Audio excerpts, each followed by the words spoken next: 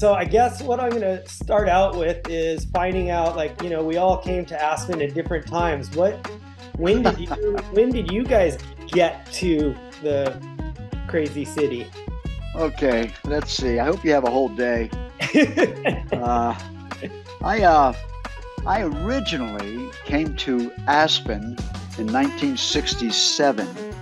I was still in college. I had dropped out to heal from. I played football in college. I dropped out to heal a leg injury and went to all places, Stowe, Vermont, to to ski. I thought that was a good way to heal my leg injury. It shows you what youth does to your brain. And I got a job as a bouncer at this little bar. It's called the Black Jug, or the Leather Jug, excuse me. And anyway, my buddy who was working there had also left college just to hang with me, went out to Aspen, and then he wrote me a note. He said, "You got to come out here. You give up everything and get out here. This is it."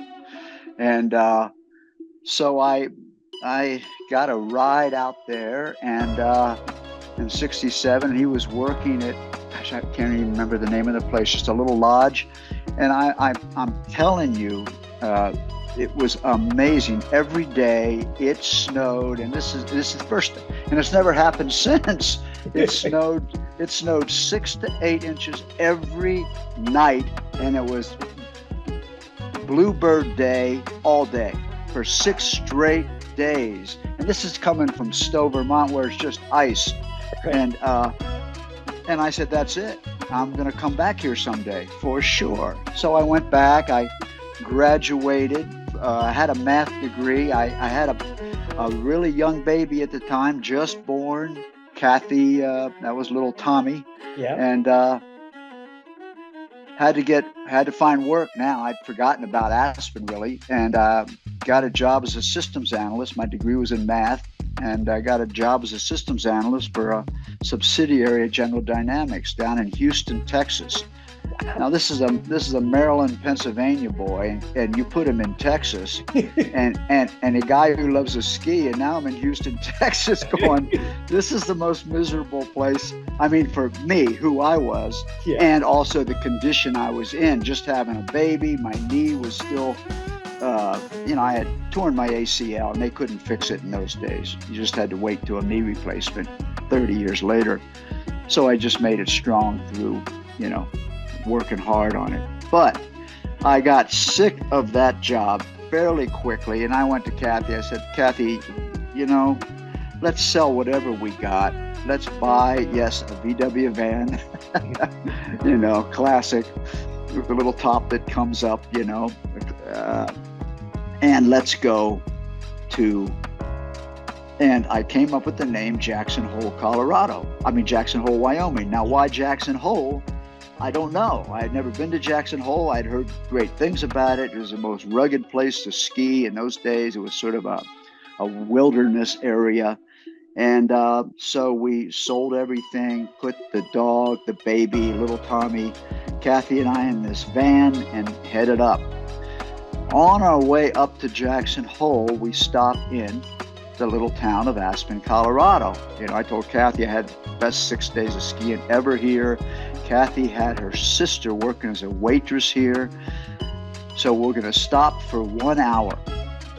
We pulled into a little A-frame. They had a lot of A-frames in town then. There's just one little A-frame in town where Cathy's sister Chrissy lived, and we walk in there and there's maybe 8 people. We're going to stay an hour. And they're all just sitting around, gathered around, a bunch of nice people. There was one guy sitting on the couch tuning a guitar. I went over and said, "Hi, I'm Tom." He said, "Hi, I'm John." And, we stayed, as we said, just a little less than an hour. And then we're going to Jackson Hole. I walk out of the A-frame, and a guy says, "Hey, buddy, can you help me out?" I go over to this guy. He says, "Hey, my name's Bruce. Could you help me stuff this dog in a backpack?"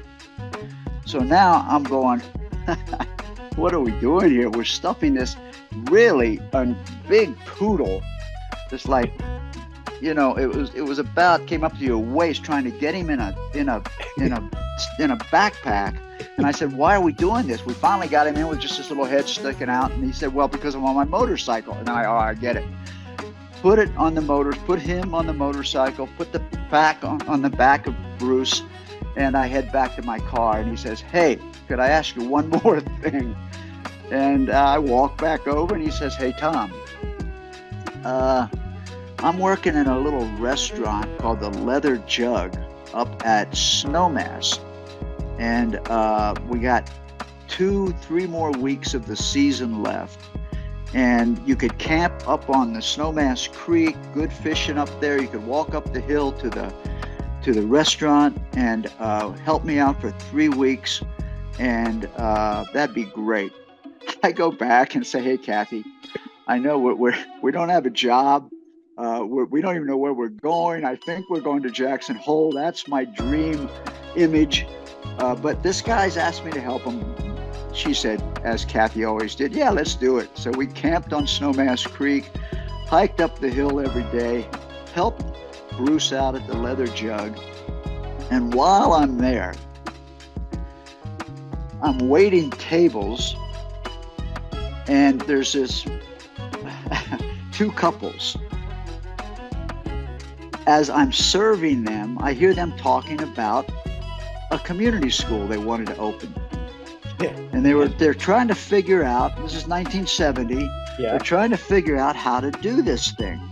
And as I'm sort of going by more frequently, filling their water glasses because I want to listen, I said, well, I have a degree in math, but I also have my teaching certificate. I'd really be interested if you guys are going to start this school. And they said, well, we're really thinking about it. And they said, well, I'm Dr. Whitcomb. This is my wife, Polly. Here's Marcy and Herb Balderson. So I shake hands with them. And well, there it is. I never get this, Colin. I never got to Jackson Hole for 40 years. It took me to ever see the place. I didn't see the place until 2000 something. So that's the weird magnet that is Aspen. And if one is open to learning and experiencing, it's a tough place to get out of that magnet. And I've been here ever since, 54 years here. That's what I remember. I remember a lot of stories of people saying that they just were going to come here for one ski season, and it's 15 years later and they're still in town. Exactly. So I never saw Jackson Hole. I mean, it was amazing. And just one thing led to another. I started teaching at the community school. It was at the physics center at the time, the first year. And there was just Michael Stranahan, myself, Annie Teague. You remember all these characters, right? Yeah. People like that. And Marilyn Couch was there. I don't know if you remember her. She was there for just a couple of years. And I needed help. I laid down the law with what I wanted. I said, I'll do this, but here's what I really want. I'll teach that. We had the 5th, 6th, 7th, 8th graders. I had the 6th, 7th, and 8th graders, all of them. Okay. There were maybe 13 or 15 of them. I had Mark and Hal Harvey. Yeah. I had Verena Whitcomb. I had not Thea. She was a little younger. Yeah. I had those were the kinds of people I had. They're great people. Paul Britvar, if you remember Paul Britvar. Yeah. Okay. So anyway, I said, this is what I want. I really want permission. I know this is an alternative school. This is what I want. But I want to have real freedom with these kids. I want to be able to take them out of school if there's great weather to go skiing, if there's great camping weather somewhere. I want to be able to throw them out of the classroom if they're really disruptive and they're not allowed in until they really want to be there. I don't want, the school rules that I felt hold people back. These were some of my, thoughts about it. They said, we trust you. Go ahead. So I had these kids, and they were great kids. It was just an incredible experience. And I knew I needed some help. And I had Cathy's brother's best friend I had met previously when they had passed through one time, and he was still in school. I got a hold of him. He was in school in Connecticut or someplace. And I said, hey, John, his name was John Katzenberger. Yes, And I said, yeah. So I said to John was my favorite teacher. He was amazing. Well, so I said, John, why don't you come out, take a semester off, come out here, work with me, be my assistant. We'll pay you like $10 a week because that's what we all got paid. Really ridiculous, low salaries. And John said, I'll do it. He shows, so he's there. And so John and I, we taught that first year at the building, at the physics center. And then he went back to school to graduate, came back within a year, I believe. But by that time, after that year, Harry Teague had designed the building, and George Stranahan had given the land. Yep. And John Katzenberger, you don't mind rambling, do you? You're going to edit this whole thing, right? This is, John Katzenberger, Rhett Harper, Deb. Those were all people that I grew up with. Steven, Sandy Monroe. I mean, Sandy was kind of dibbling out of the community school stuff back then too. So sure, I remember all those guys. I have to say that the most amazing, it was part of my life. I only went there for like 2 years, but the community part of the community school was amazing. And I feel like that the seeds that you're talking about is where those things get started. Absolutely. We had freedom to explore, to develop.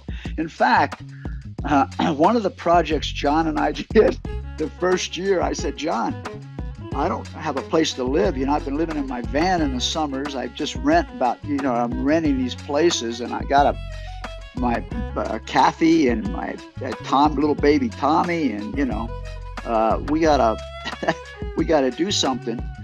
I'd love to build a geodesic dome because I was a math major. John was brilliant scientist, and Bucky Fuller was our hero. We had read everything about Bucky. We were, well, let's make a geodesic dome. So instead of doing math that year, we had all the kids make, in a 30-foot by 20-foot building, a 40-foot geodesic dome. We did all the math, built all the triangles. And then when the spring came, we went outside, we assembled this thing, and there it was right at the physics center. And that was our, we used that as a classroom. And then that next year, Harry Teague began building. And I said, well, I'd like to come help on your construction crew build this school.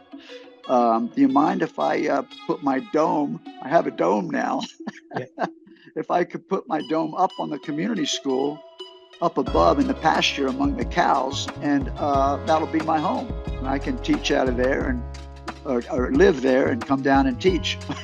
So that summer, we took it apart and in the still of night, because we didn't take it. We took it in big pieces and put it on a flatbed, and took up both sides. And about 3 a.m, we took it up to the community school. Bang, there's my home for that summer. And then that for 3 years, 71, 72, 73, I taught there, and then it was time. I had my martial art academy. We used the community school grounds for my summer martial art academy. We had 8 different arts from 5 different countries, and all summer long, we built this other dome that Bucky, an 80-foot structure that Bucky had designed at the design center. He'd come out to the design conference, and they were going to tear it down. And I said, Bucky, do you mind if I take it down myself? He said, sure. So we took it in big pieces and took that up, and that was an 80-foot diameter structure that was also up there for some of those years. It was up there. It was up there when I was there. Yes, it was. Yes, it was. And then I remember the black geodesic dome that we made, that you guys made into a science room, where the big black cans that were filled with water to heat it and stuff. It was really amazing. That was my old home. That was. Oh man. It wasn't that way. That's what I'm talking about. John Katzenberger and I built that with the kids as a math project in physics center. So you got here just a little late. You didn't hear the history. Yeah, yeah. And how I love it. how I relate to the community school, so I got that got going every summer, and then we moved it up to the Snowmass, and then I of course taught the Aikido in town during the winters, and that's sort of how I ended up here, Aspen Community School, and Bruce Gordon. Wow. Eco Flight. He was the guy on the motorcycle who I had to stuff his dog in a backpack. So Bruce Gordon and the community school is those are my threads. And that guy on the couch that I shook hands with, who was tuning his guitar, John Denver. Now I didn't know it was John Denver. He didn't know me. I didn't see him for another few years until I got a call one day out of the blue, saying that John had heard about the work I was doing and would like to study with me. Wow. And could I come up and meet him? So I drove up, and John and I hit it off like two brothers. Neither of us really remembered. I remembered that was John Denver on the couch because I had asked it later, but I, he didn't remember that. And anyway, we became very close, and I tried to support him whatever I, any way I could. And then he invited me out to LA one time at this RCA and said, I'm finally big. I'm doing big shows, Madison Square Gardens of the world, and 2 shows a night, 44,000 people. He was doing the Muppets too. I mean, it was crazy. Oh yeah, no, he was crazy. And so that's when he went and he said, I need your help. I need your support. I want you to travel with me when I do these big tours. And so, we became not just friends before that, but then we were on the road together all over the world. So that, so one thing leads to another. I guess what I'm saying is everyone thinks they strategically plan their life, but you don't do it that way.